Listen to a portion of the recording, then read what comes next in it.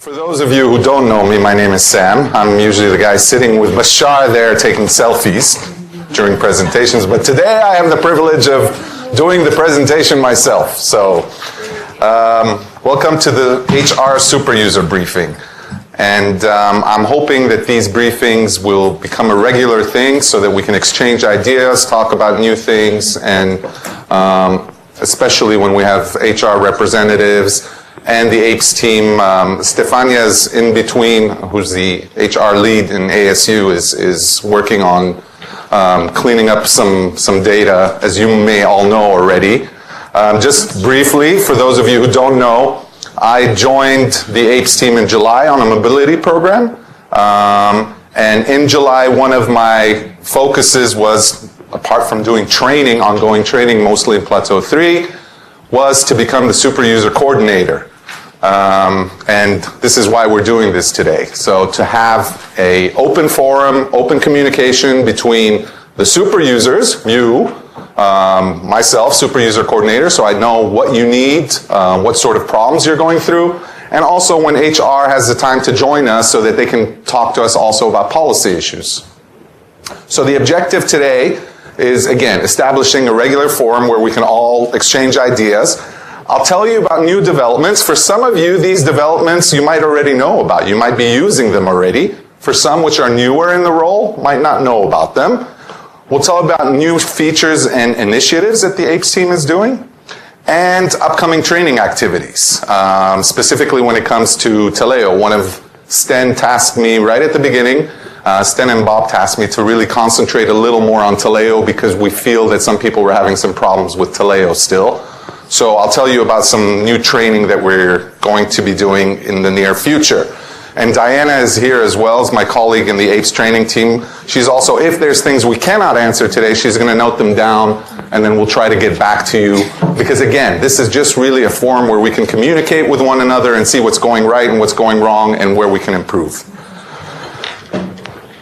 The agenda, again, I mean, what is a super user? You're all super users. You know what your role is. But I think it's important, especially for newcomers, to see what exactly, why did we create this role of a super user and why they're so important in the agency.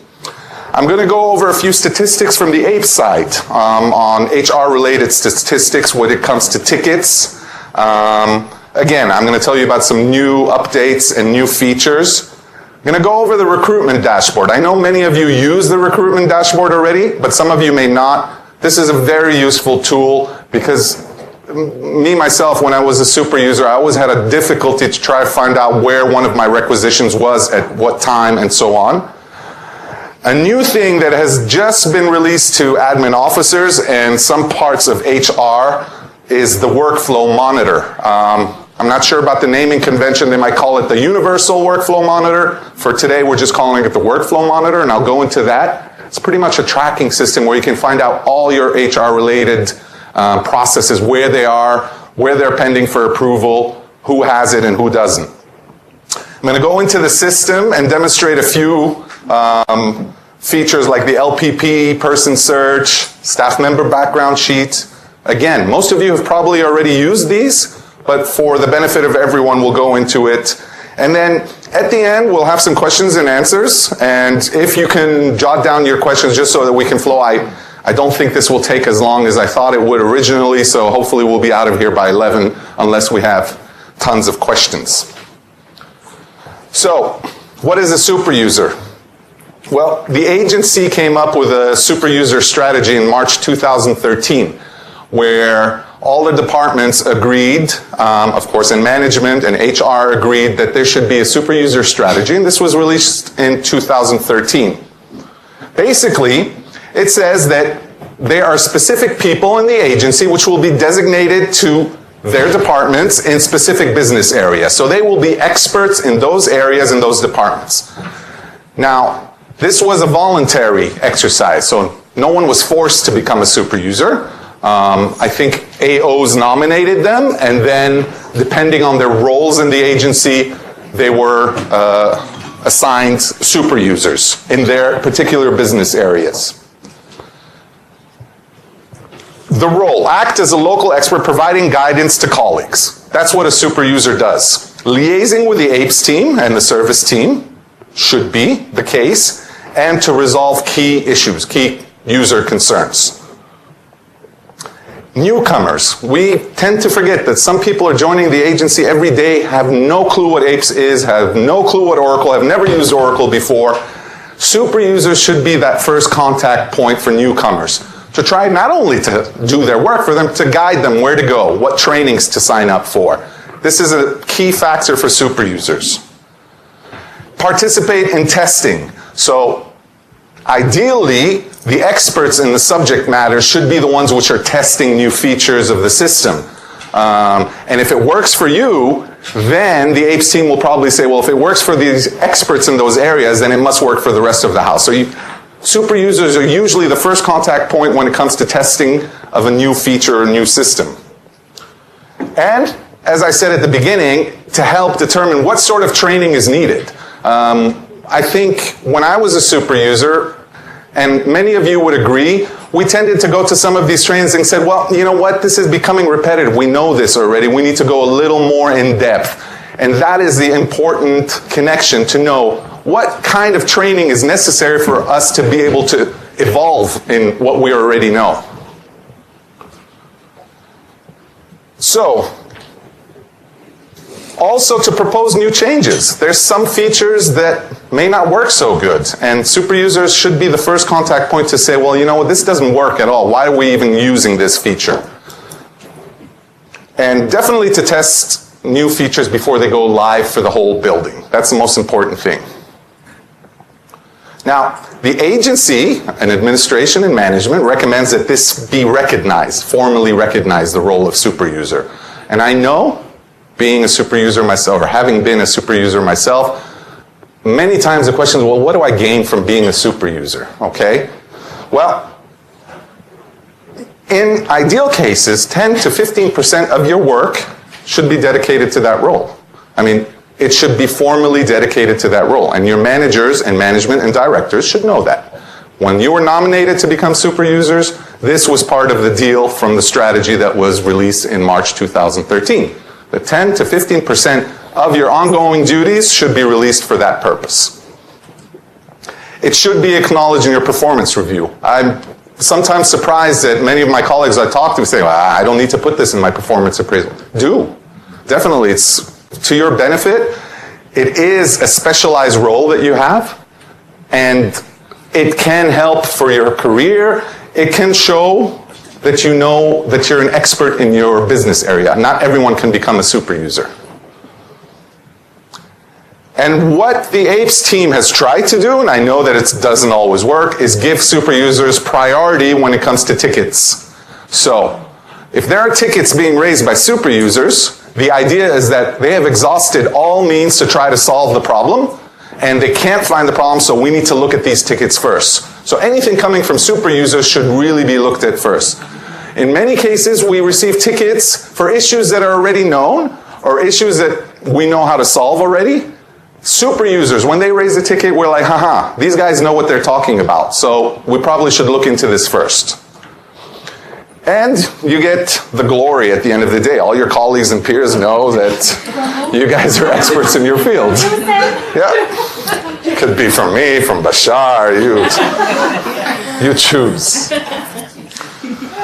Now let me just tell you a little bit about APES-related tickets that we've been receiving since Go Live and even pre-Go Live. On average, the APES Help Desk receives about 40 calls a day, 40. And I had to investigate about it. I wanted to know how many tickets are we still receiving on what subject matters and so on. 40 calls per day relating to all plateaus, most of them obviously now with Plateau 3. Surprisingly enough, most of the tickets are relating to TOMS. Now, I kind of, and Diana and I were sitting there going, why is that happening that we receive so many tickets on TOMS? The idea, bless you, the idea is that the timekeeper role should really be addressing all these tickets. It shouldn't even have to go to the APES Help Desk or to HR. And hopefully, the super users, you, and mostly admin assistants or executive assistants in your area should be able to say anything related to TOMS should really go to the experts in timekeeping, which are the timekeepers. For those new timekeepers who don't know exactly the rules and so on, we offer them training. We have the navigation and eye support, which is I think every month or bi-monthly, I'm not sure. And there is how-to-dos in the videos, in the facts list, but these tickets should not be coming anymore because I don't think it's technical problems anymore, it's more of a know-how of what do I do when I'm missing a booking here, and then you get a ticket, you say, well, why don't you contact your timeskeeper? So these are the issues where I think the tickets can really be dramatically reduced. A big issue, and I had spoken to Rula and Muriel about this as well, is education grant. There's still a lot of problems with education grant. I haven't tried it myself, I don't have children, but there was a staff notice that came out in July 2015. If you haven't seen it, and you get asked about the education grants, please read this because it details exactly how you process an education grant in APES. And again, most of these tickets are not related to technical issues that it doesn't work, it's just they don't know how to do it. And if you can read this staff notice, it will be a huge help, or forward it to the people who don't know. And I think with that as well, we can reduce tremendously the amounts of tickets that are coming. Obviously, Taleo is another issue. Taleo, we are receiving quite a lot of tickets, but much, much less than before because of the fact that people like Sean, people like all of you know how to use the system already. There's tricks and shortcuts and all this that we don't know, and we're hoping in future trainings to be able to go through that and see how can we better use Taleo to our advantage. But the tickets have gone down tremendously for Taleo, which is not bad. The recruitment dashboard. Again, I mentioned this in my opening statement. Recruitment dashboard is what we were used to having sort of when we had HR Connect, where you could go into a vacancy notice and see where it's at and whether it's in the offer stage, whether it's still interview stage, and so on. I don't know how many of you have used it already, but if you haven't, what I will do is show you a few slides. Obviously, for confidentiality matters, I can't go into the live system and show you a real case because there are applicants. But just to give you an idea, there's about 9 reports that each of you can use, and all these reports you can drill down to. And I'll show you a few screens on that just to give you an idea if you haven't used it. And again, bear with me if you have used it and you're fluent with it. Some people haven't used it. And just for information, we're recording this session. We're not linked to Monaco or Cyberstorf, but they asked us if we could record it. That's why I'm using a microphone. And if you have any comments or questions, please just get on the mic so they can hear it as well on the video. Similar version for HR, but they have a few more reports, probably with comments from panel members and so on that we can't see. But it's what I've seen so far from the system is quite useful. How you navigate to the dashboard? Well, you go into Taleo, and then under the recruiting part, you can open OBIE. We all know OBIE. You open it through the Oracle Business Intelligence, and then through the dashboard, you have all these reports. And again, sorry, I can only show you screens because I don't want to go into confidential data. And then you have the staff recruitment dashboard. From that dashboard, you have an overview of all the requisitions that you are connected to, linked to. And you'll see, for example, we use this one just as an example. And again, don't worry, this is not live data. A director post with a requisition ID. And you have various steps. So you have the HM screen, so the hiring manager screen, HR screen, assessments, interviews, and you have all these stars within those screens. Now all these stars you can click on and you can drill down. So by clicking on one of these stars, you drill down into a different report. For example, if we were to click on the requisition number, you have 2 choices. You can navigate to the actual requisition. Some people just want to say, well, what was this requisition again? It's closed in the vacancy notice. I want to see what we were advertising. You can go, and this will take you straight to the requisition. Or you have the choice of viewing all the candidates under that requisition. Everyone who applied under that requisition. Okay? Going into that specific requisition, you show the report of all the people that, for example, in this case, we have 56 candidates. Okay, this is a test screen again. You will have boxes saying, are these internal or external candidates? You'll see at what status they currently are. Are they in the hiring manager rejection, Some of them might have withdrawn their application. This gives you kind of an overview if that's the information you need. And by clicking on the blue candidate identifier, we'll open the job submission. So it'll give you the list of all the people that applied to this position. Again, just to show you, I'm not going to show you names of people right now because this is just a test.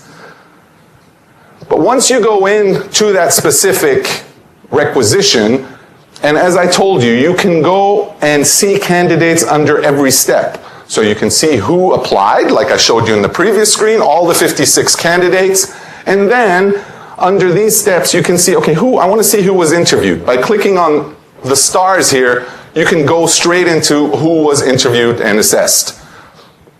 You always can click. Where there's a blue star, you can click on which candidates are under that status and step. Now, there are two cases where if you click on propose offer approval, you can do two things. You can see the approval path. So let's just say you've done your interviews, you've seen everyone, you know who you want to recommend for selection. You can do two things. You can see approval path, which is pretty important. So where is this going to and who is it with for approval? And you can see the candidates under that step as well. So I think that's a pretty good feature to have because, again, we always didn't know, okay, who is approving now? Is it HR? Is it my manager? Is it the director? Is it DDG? We didn't know. Here you can see at what stage and who it's pending with for approval. The approval path, so this is, again, an idea of what it looks like, and I'm sure you've seen it all. You'll see that approval in progress, you've got 1, 2, 3, 4, 5th approval. It shows you when it was approved, at what time, and who it's pending with. Here you'll have a name. We didn't put a name on purpose for this test instance, but here you have a name, and you'll see exactly where it needs to go and where it's pending for approval. So you can follow up. Simple. Which we used to have in the old days as well. So that was a recruitment dashboard. You want to ask a question now? Go ahead, please. Who has access to it?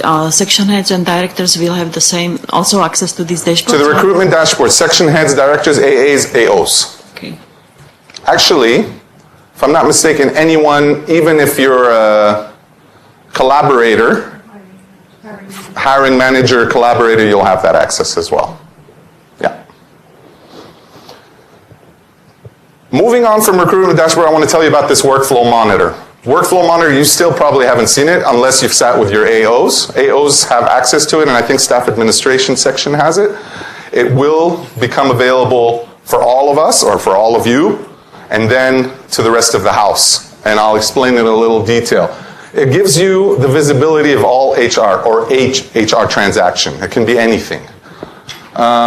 It shows you the current status of the workflow transaction, so where it is, when it was approved, when it was submitted, when it was initiated. Shows, again, the future approval path, so who it's going to in the approver path.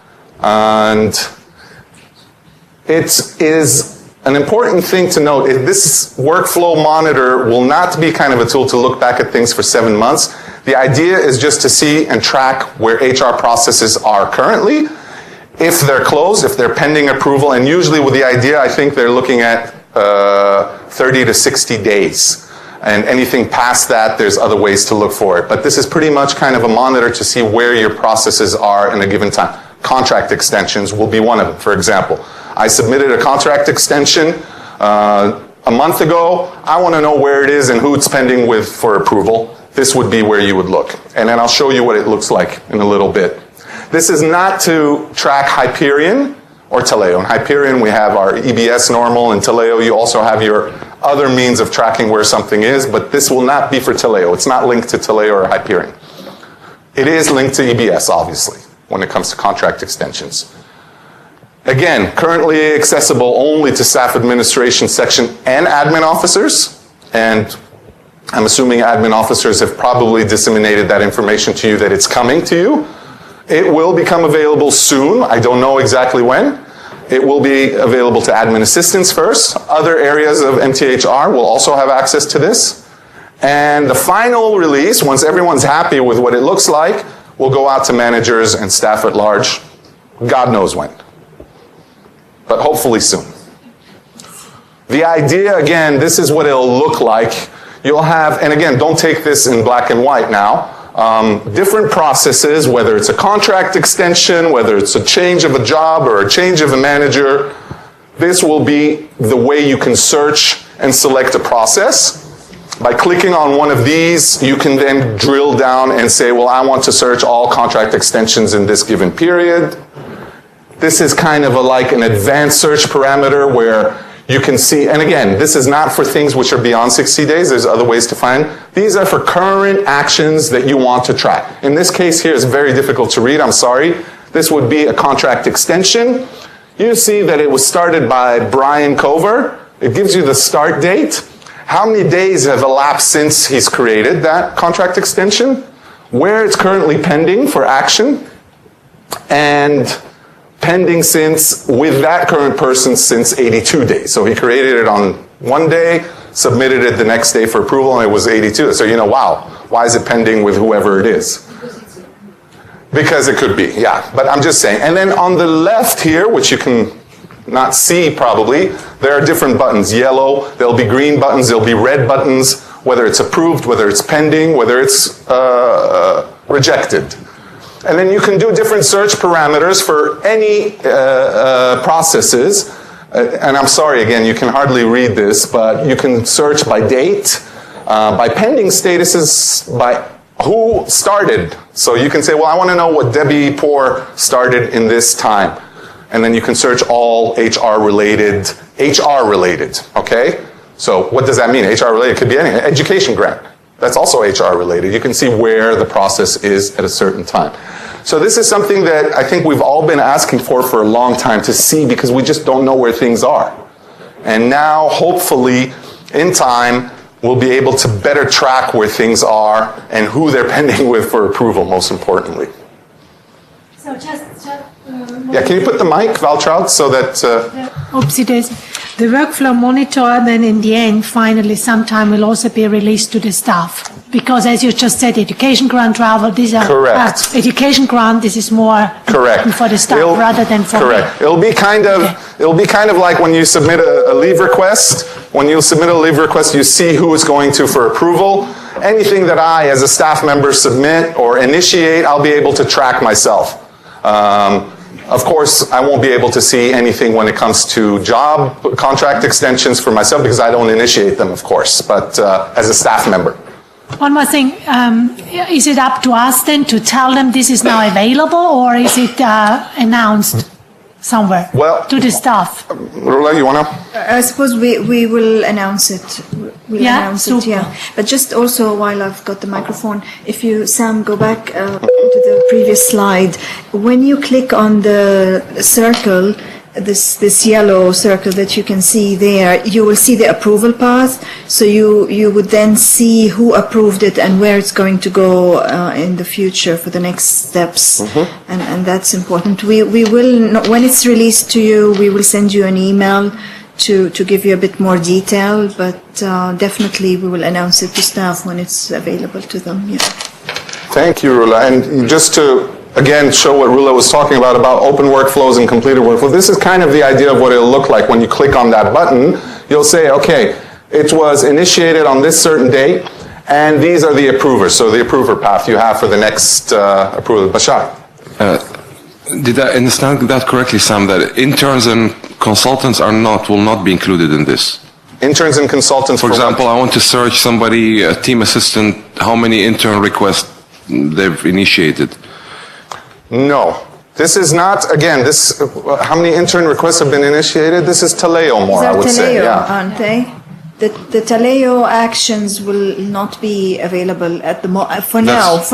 There is a plan to try include and merge, them, okay. to include, but I think that will take longer because there's because that is, Roland and Marielle, actually this is quite important to track interns and consultants, especially in divisions like me where we have endless numbers. But yeah, thank you. Yeah, but I'm thinking also in EBS, when you create a non-staff job description, you have the list of what was created that UAA should have access to. It's not the best way to search, but I don't think this would be still now the the platform for it. But okay, we something will to... check. Maybe there is a way that we can. We'll check, Bashar, if there's a way at the moment for you to track interns and consultants. Sorry. No, there are other ways, but I just thought since this is a kind of a tracking device, a workflow device, would be good to have that also included in one area. Can we... The intention is there, but we will see. It's just that it's more difficult than tracking just EBS processes. Okay, thank you. Okay. And again, just showing the open workflow. Now, again, I think you all know in the panel sometimes when something has to go for approval in the panel, you'll have one panel member approve it on behalf of everyone else. It's kind of the same thing here. When you have a group of people who are approving, for example, in staff administration or in recruitment, now they call it beat by first responder. Maybe it can be called approved by first responder. I know, actioned, you decided? At the moment, we have actioned when you look at the process itself. Okay. I'm not sure why for the workflow monitor they kept beat, but I don't know. we're discussing language. So Dindro just gave me the slide and said that's the idea they're looking at, but he said that the naming convention wasn't too sure. But the idea is that you can pretty much see who approved it, when, and the comments as well, which are important. Okay, so this is going to be a useful feature for all of us, I think. List of positions and personnel, which we've all been dying and waiting for, and I have, definitely. The LPP, which is kind of, in my eyes, an IPP, what we used to have. Again, just so if you haven't seen it, this is definitely something that you should be using, definitely. Just to tell you where you to go in, HCMA administration, and then you have your lists of positions and personnel. Actually, right now, what I'm going to do is go into the system and show you, just for the sake, again, for people who don't use this so much, it gives you really all information about positions, employee details, and you can drill down into job descriptions, into staff member backgrounds. So this is quite useful. Let me go and switch into the system.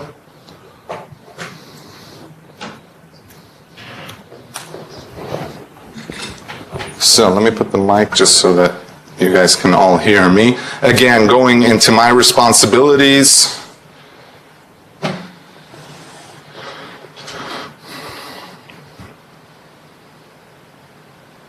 This is UAT. This is not live, so don't worry. I'm not going to get into too much confidential information, Roland. I've gotten the okay from Sten and Bob to use this. Lists, okay, so just to see HCMA administrator, can you all see this? Yeah. List of positions and personnel. I'm going to use my area, business area where I'm working right now to give you an idea. So I'm working in APES service unit, which belongs as a whole to the APES project team. Now, here you have various different numbers which split into different staff positions, non-staff, contractors, and then you have totals.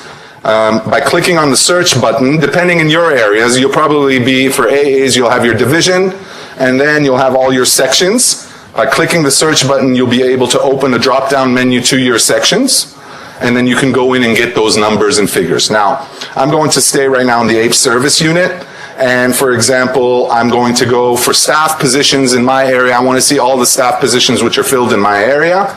Clicking on the actual number will open a different page. And we'll give you lots of information that you can use. So, first of all, I'll show you exactly what positions those are. So, as you see here, I have 19 positions. You have different criteria. You have the position title, assignment grade, staff member name, so on, status, contract start date, end date. Now, by clicking on one of the staff members' name, which will open the nice background sheet. Daniela. Sam, while you're on this background sheet, I use this report a lot. It's very helpful, this LPP. Like you said, it almost replaces the IPP. But the information is not reliable, and especially about contract dates. If you go, I don't know if you've got any examples, but I went through each individual staff member in our division last week because I had been asked to produce a report and of contract start dates, contract end dates. They don't tally, and if you go onto the background sheet, for example, I know a staff member was a G7 and promoted to a P3 sometime last year. The dates are all incorrect. Right. That's one part. And I know that MTH are also aware of this current contract date, which is not accurate. It's very misleading, and it's very difficult to work with that date. I know that they're working on that part of it, but it's not only that date. If you go to the background sheets, it's a post-adjustment, so adjusted service date, current date, contract. There's 3 different dates, and they're not right. My dates aren't right either. Okay. When is that going to be corrected? And I can tell you that part of the reason that, for example, Stefania, which is the ASU HR lead, is not here is because she's currently actually working on that. I mean, the major problems was reassignments. Rula, you can add to that as well, I'm sure. Just to mention that we've got more than 6,000 lines of corrections on assignments at the moment that our colleagues with the ASU are working on. There'll be another cleanup exercise with the departments also later this year. But we need your help with this because you know more, your people, you know more if there are issues. Daniela, it would be good if something like this, if you say your own assignments are wrong or the dates on your background sheet, to send an email. We asked everybody to send an email to Sudhindra, copy us in staff administration, because some issues are issues that need to be fixed in the background sheet or in the LPP, and those need to be fixed. But if it's a data issue, it's HR, and then we would correct it if it's just a single person. But if it's an issue of the future contract, for example, doesn't show at the moment, that's a fix that needs to be done by the APES team. So your feedback is important regarding the LPP, and the background sheets. Yeah. I would do it in writing, please, because we need to. The only thing is, it's most of our division. So we've got about 82 people. So should I raise a ticket individually or just ask that our division be reviewed? I don't know them off by heart. I have an example where I have 3 examples where I knew for sure. I mean, if I can answer this on behalf of the APES team, I can tell you, if you have data issues, and as Rula was saying, this huge cleanup, and I know there's a lot of data issue. If you have 82 people which have wrong, okay, you might not know if they're wrong, but definitely the ones you know that are wrong, Daniela, definitely send Sudhindra. You can copy me, you can copy Stefania, you can even, I think... There was an email that we sent out, maybe I sent it to the AOs and then to you guys and asked you who, I told you Sudhindra, and there's a couple of people, I can't remember exactly.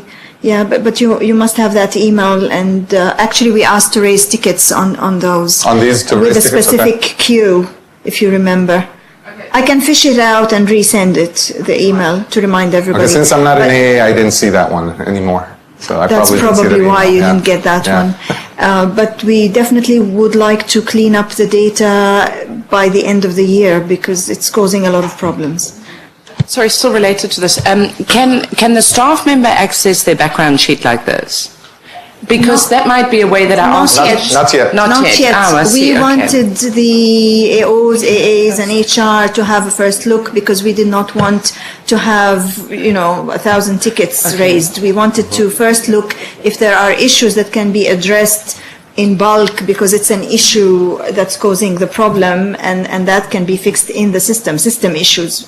Data issues also, we would like to clean them up before staff look at them, yeah. Okay, and sorry, one more question, because I don't think this is a data issue, I think this is an APES issue, that thing about the current contract. Because I'll tell you one thing, because I'm going to get into the person search part of it as well. Yeah, that's a known issue, and the APES team is working on it. Yeah, that's definitely, and yeah, I'll get into that, Danielle, as well. Just as part of that, to Rula, if there are still some positions missing in the IPP, I'm just still keeping quiet because I thought you are still working on it, or should I raise it? No, don't keep quiet, please. Because I can see them all under position management, but when I run the report or when I go into this detail under IPP, I'm missing few positions. Yeah, no, please raise the ticket. Yeah, thank you. I raised the ticket last week, I think, out of 143 people, 143 posts, 52 were missing. 52 posts were missing? So, Sorry, just so I understand this, because that's a shocking number to me. 52 exactly, posts from a your... third of the positions were missing in From this the LPP? report. Yes. Are they filled or not filled? Filled, so you're missing people. Okay, well, That we need to look into definitely. I would give it until tomorrow. We hope that we will have fixed a lot of the assignments and double check Maxa, and then update us, please. You can call me or Marielle, or and let's look at it again, because as of Thursday last week we have been cleaning a lot of assignments, fixing a lot of assignments. So maybe that was the cause. At least to reduce that number, yeah. Let's have a look at it tomorrow, please, yeah. Well, there's hope at the end. Hopefully they can fix all this data. Just so you know as well, they're working on a staff member background sheet, which is not released yet, but for non-staff as well. So for interns, consultants, that will become available future date. But again, you've all seen the staff member background sheet, gives your entry on duty, kind of what we were used to, your positions, your education, IAA work experience, awards, and so on, and which you can close down and everything. But you've all seen this. You can also print this, just so you know, in case you need. Okay? Again, going back to the LPP, if you have all your posts there, by clicking on the position title, you can actually open the job description. This will probably not work in UAT, because this is UAT, but it will open the EBS job description for that position. It did, but as you see, it's empty since this is UAT. But this is a quick way to go and look at the job description. By clicking on the position number, you can see which incumbents have been on that position, when, and how. In my case, I'll probably be the only one, since this was created just recently. So you see, by clicking on it, it gives you the employee, the name, so it kind of tracks down who has been sitting on that position, which is useful for us when we want to look at historical data, see who was previously the incumbent on a position. Something that you might not know, that I played around with, you can move these columns. If you prefer to see the name at the beginning, you can move it and rearrange the columns as you like, and it does that for you and redoes the data. So I thought that was pretty cool. You can also view it in different ways. So you can say, well, I don't want to see the position number. I just want to see the name, and you can unmark position number, for example, and that will disappear from your list. If you want to create a report and send it, and again, as you all know, you can export it to Excel or show it as a better printable page, and you can deliver that as well. That's the LPP. I want to go into the person search that we were talking about as well, and specifically with Daniela, what you were saying, and I don't know if this could be part of the reason, but there's one thing that I saw is by going into, by the way, HR views and person search. HR views is pretty much the same thing, but we don't use it anymore. This is an Oracle product that they had. Person search they kind of made as the way we wanted it to be. So no need to go into the HR view anymore. Just so you know, you're like, what's the difference between HR view and person search? It isn't. Use the person search. By going into the person search, you have various criteria that you can look, parameters that you can search with. Now, Daniela, pay attention to this one. This might be a cause of your problem. It is defaulted at current contracts right now, and I don't know if you know that or not. You have the possibility of putting previous, future. What I recommend, if you want to see a whole picture of everything, is putting it at the top one, which will show you everything. Because if you only have it at current, and there's a future extension in the pipeline, you won't see it once you search under current. So right now I'm going to do a big search for the whole thing under current. This will show me all current contracts right now. Sorry, Maxa. so what did you do? You took away the current and there is an option with nothing? With nothing on top. Okay. And I've actually asked Sudhindra, I said, wouldn't it make more sense to have this kind of as a default, but this is up to HR and the APES leads to decide on that. But yes, in order to see all contracts, next contracts coming, you just go to the status and go to the blank screen and press search, and this shows you the bigger picture of everything, even extensions which are coming up, okay? And if you load here. Now, you'll see there's some areas where you have, I don't want to show too much detail right now, but you'll see there's some areas where, wait, the person is gone. You know, why is there still showing up here? Because we didn't end date the assignment. Okay, in cases of consultants, this is why it's important to end date a consultant assignment, otherwise it will still show up on your list. It's considered an active assignment. Now, I think there was an information that came out of HR saying that in the future, if within 90 days, if I'm not mistaken, there's no action taken, 60, thank you, 60. If within 60 days, no action is taken on, for example, a PO or a consultant, it will automatically be end dated. So this is one way to clean up your data. After 60 days, if you haven't paid a consultant 60 days after, it's probably because you forgot to end the assignment, so they'll end date it on your behalf, HR and the APES team. However, be careful. Maybe you just want to delay the payment, so you need to take action if you don't want it to be end dated automatically. But just keep that in mind. I think you all know 60 days after a consultant's assignment, and if you don't manually end date it, it will be end dated. Rula, We're please. planning to reduce it also to 30 days or 40 days. Risky business.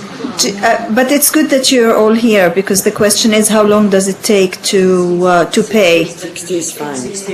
60 is okay. I think it should be ended within 30 days. It was never a control mechanism back then in inventory of post for consultants, if we have to pay them or not. So I don't see any problem from my side that it ends 60 in 30 days. we would prefer, because sometimes it happens that consultant couldn't finish because whatever reason within even next month, so we would need really 60 days. So, what I'm saying that there shouldn't be a link between end dating and payments. So There's a... I thought this is just for viewing. No, if we end the program that runs, it ends the employment, which means you have no access to pay. The site is completely closed. That's the whole issue. No, well, that doesn't really match anymore the obligations, the financial rules, because I can have a consultant contract ends in January, but the obligation of last year is active until end of December. Yeah, well, that's wrong. And in the past, there was no link between them. So if I had a consultant, it went away from inventory of posts, but the obligation is active until the consultant completed his work. There are delays sometimes. No, I think those special cases, we can always reopen it for you. It's not a problem. It's just that in principle, we cannot leave these consultants without and ideally, you should be ending the employment. You should be ending closing it when you finish all actions, when the last payment has been made. But the program will automatically do it for you 60 days after the end of the contract, so that we don't have these hundreds of open records that are causing issues in the system. Yeah. Let's put it another way. I mean, if you have consultants where you know that after that you've paid them and you finish and you're too lazy to end date them, they'll be end dated and they'll be removed from your thing. I mean, really, you're looking at it that way as well. Yeah, no, that's a good part of it. Yeah. The dangerous part are sometimes consultants take longer, although they have a contract until end of January for whatever reasons. Well, definitely these cases, yeah, you need to. You can also extend them at no cost if you know that they will take longer. That's also okay. Yes, but it's not anymore very comfortable to extend people, really. It's a very lengthy process, to be honest. So. Bashar, go stand in the corner. That's enough for me. Okay? Sam, I still have question. Yeah, please. I try to terminate. There are plenty of consultants from past years. And I have one small section. I said, okay, at least here I will clean. When I go to this report, it gives me terminate assignment. When I go to terminate assignment, they don't exist there. Yeah, so I cannot find that name. Where do you Which report? You mean here? If you see here where it says terminate assignment? If you see that there's a terminate assignment status, it means it's terminated. Aha, it's terminated. Sam, correct. So what is it going to I can go into consultants just to show you, for example. Let's go into SSAs. Where am I? Sorry. Let me just go down here so I get a bigger view. Let's go to special service agreements.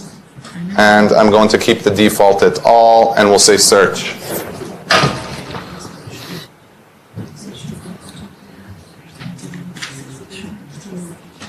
So here we have ex-consultants. Let's see if we find anywhere terminate. I have them all, but they're not, I don't have one where it says terminate. Ex-consultant, but I know what you're saying. There have been cases where I see terminate assignment. Do you think it's, here, you're right. Under assignment status, terminate assignment. So it means it is done? This is done. This one is done, This yes. is done. But for me, terminate doesn't mean it's done. I But know, it's because- Oracle, it's because- there's no and the past tense in Oracle, I'm afraid. But yeah, but these are the things that definitely, if you think the wording doesn't make sense, these are the things that definitely you should, at these forums, they're good to have, and maybe we can note this. Changing of language, I mean, I don't know, possibly, yeah. Beat by first responder, I mean, perfect example. I'm like, what? But, Actually, what you could look at it because it says ex-consultant. yeah, So if the status is ex-consultant, it's an ex-consultant. Yeah, but we were never told that in Taleo past tense is not used. I had also questions like, has it been approved? Is it going to be approved? If it is written approve, no one knows what it means. yeah. No, I mean, these are valid points that we need to have some sort of, Sorry, Sam, I have to go back and bother Rola with this. yeah, Bashar. Rola, sorry. Now, when a consultant end dates and we haven't paid them, you said it will be end dated, and that means the funds are de-obligated, which means do we get the money back or it goes back to member states, or is that two different issues? It's a sensitive area, that's why.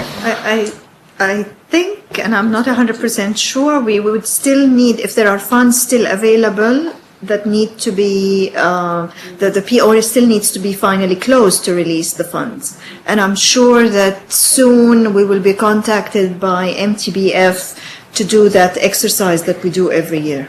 Because it's especially this year, it's an end of a biennium.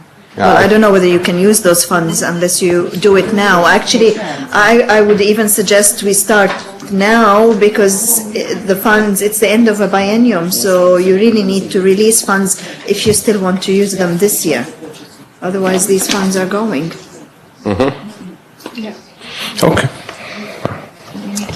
Okay, so we'll have a bit more time at the end for questions, but just to finish on the person search part of it. Again, you have an advanced search criteria, which is also useful just in case you want to search things. I'll give you an example. I want to see all people which are supervised by Cook, for example. So you can say, I want to see all the people working for Bob Cook, for example. There's certain search criteria you can do by nationality, by contract type. So I just put Cook, the name Cook, and it should show me only the people which are supervised by Bob Cook. So as you see here, 3 people. So there's different search criteria. Do play around with it. I know that Sudhindra worked on it to make it better. End date, start date is very useful, where you say, I want to see all contracts which expire by the 31st of December 2015. It will give you a list, whether you put it on current, previous, make sure, I always say put it on top. At least that's what I see. I don't use this anymore because I'm not an AA, but I think you guys all use it much more than I do. Okay? So that was the person search. I'm going to finish very slowly by telling you all about the new Taleo, new ongoing Taleo training we want to do. Again, Sten and Bob tasked me to concentrate a little bit more on Taleo. So on the 2nd of October, which is Friday, we are doing a briefing for staff and non-staff on Taleo for people who don't use Taleo that much. So that probably wouldn't be you because you're using it daily. But it's really for infrequent users. So it could be unit heads, managers that sometimes only do some recruitment, technical officers, PMAs, people who on occasion use Taleo and have really no clue how to use it. Like my boss, Bob Cook, he doesn't know how to use Taleo. So he would be the perfect example to come and attend this course. So this is just a briefing, a 90-minute briefing. So we'll just pretty much show you how to get into Taleo, what you should be doing, especially if you're evaluating for staff, or if you're asked or you're tasked to recruit a consultant or an intern, how to go about the whole process. So this, I don't think, will be interesting for you. On the 30th of October, we're doing a Taleo briefing for staff, so how to recruit staff. So this one is a big briefing that we're going to do in Boardroom C, And we're going to go through the whole process. I think you all remember at the time, Sten and Mukul did a similar thing, but we mixed a little bit staff and non-staff and so on. Right now what we're going to do is going to concentrate fully on recruiting staff. So we're going to do a scenario from A to Z, recruiting staff. On the 3rd and 4th of November, what we will do is classroom training. So what we want to do is 2 half-day sessions where students will come in and we'll say, okay, here's a requisition, find the best candidate and move them forward to the offer stage. So they do it themselves. So this will be useful for them. And we'll do the same thing for non-staff. We'll say, okay, create a consultant who has this, and we want that person to have this degree and so on. So you'll be able to play around. I don't know if this would be useful for you. Again, I think you're now the experts in the field, but there's a lot of people who need this sort of training, I think. And I hope this will be successful. Again, I'm not using Taleo that much anymore, so I need to revamp my memory about Taleo, and I'm sitting with Mukul a lot, and with HR, and so on. That's it. Thank you. I thought I would finish this off with, if you have questions or have no clue what I was just saying or anything, questions and comments, so the floor is open. Salwa. I will not be here for this. Can you put the mic just for the recording, Salwa, please? I will not be here on the 30th of October. This is going to be we're going to record it. web so we can... Yes, we will record it and we'll put it up on the Apes News page. So it'll be, you can click it and... Waltraud. Where do you announce this? Because I'm not such a expert on Taleo yet. Sorry, I didn't get the question. I'm not such an expert on Taleo yet, and yet I'm a person who likes to know everything in detail. Great. Well, because if I know, then I... Sure.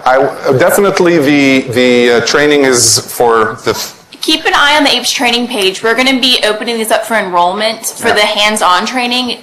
You can access. They're not there yet. Yeah. They're not there yet. You can access it through APES support, and then on the left-hand side under support links is the link to the APES training page. Okay. I mean, I'll be completely honest with you. I'm doing this briefing on Friday for the infrequent users, so I'm going to be concentrating on that. I want to make sure that the classroom training is really, really up to standard.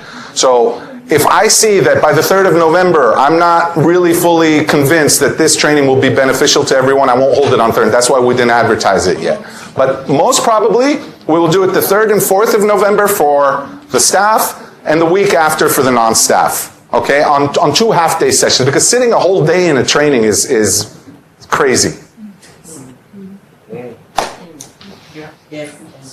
Why Maria. don't you announce the training also on the top left part of where The there is APES a News. photo and Yeah. in the news, because people don't necessarily think of going to Sure. support and then check whatever. I mean, Sure. it's not easy. We can do that. That's a very good idea. Under the APES News part, so keep an eye open under the APES News. What Muriel is saying on the left part, where this is training instance, but it doesn't matter. Maxa. Could you please disperse the dates for the hands-on training a little bit more? Because if you're on vacation... To be honest with you, the whole idea is that I want to do this on a regular basis, but yes, of course, if you mean to do staff on one day and then a month later for non-staff? A month later, and so because I'm going to take vacation from the 4th to the 10th or 11th of December. So But again, just so you know, of course I understand that, and at the beginning sessions you always want to be part. But the whole idea, because I want to keep Maria where she is, and I prefer to stay right now and do something new. So the whole idea is to be doing this on a more regular basis, so maybe once a month. Again, we have all these new staff members coming in who have no clue what Taleo is. Sean is an expert in Taleo right now. For me, he's one of the top experts in Taleo right now. There's someone who comes in, by the way, I need to meet with you later, yeah? And this is, for me, this is a refresher, to sit with Mukul and say, how come this person is not an ACE candidate? Because this filter question you asked was wrong. These are the kind of things that I want to get into detail with. And so we're going to do this on a more regular basis, hopefully. Debbie. Sam, I would just like to say I think this is an excellent idea to have you as a trainer who has done all this stuff before, because you know what all our issues are. So whilst you're getting the money for it, we are getting the benefit for it. So.